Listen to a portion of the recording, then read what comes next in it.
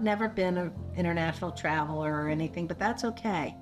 That's what I like, is peace and quiet. And I have a really good friend who taught literature, and she gave me this quote. She said, "It's something to be proud of when you're content in your own home."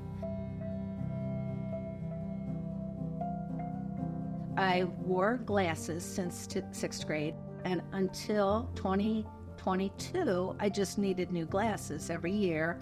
And as a routine exam, she said, you do have cataracts, and you might want to get them taken out. So I said, okay. I made an appointment. March of 23, I had my right eye cataract removed, and everything was routine. I had a very nice surgeon here in New York, and I went for my next day checkup, and I couldn't even read the biggest E on her chart.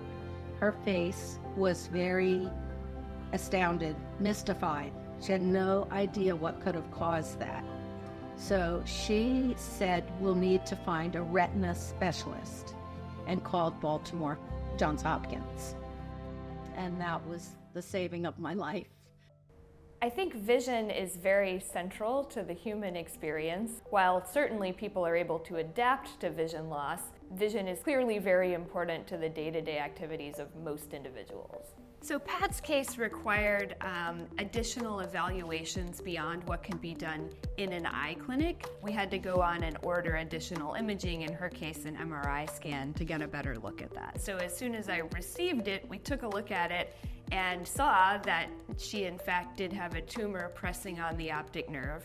We're fortunate here at Hopkins to have some of the best neurosurgeons in the world, so I immediately contacted Dr. Xu. So Pat had a meningioma along the skull base region, which was compressing the optic nerve. And a meningioma is a benign tumor that grows very slowly. But even though it's benign and even though it grows slowly, it can cause problems in the brain by virtue of the fact that it can get large and it can start to exert pressure on very, very delicate nerves, such as the optic nerve.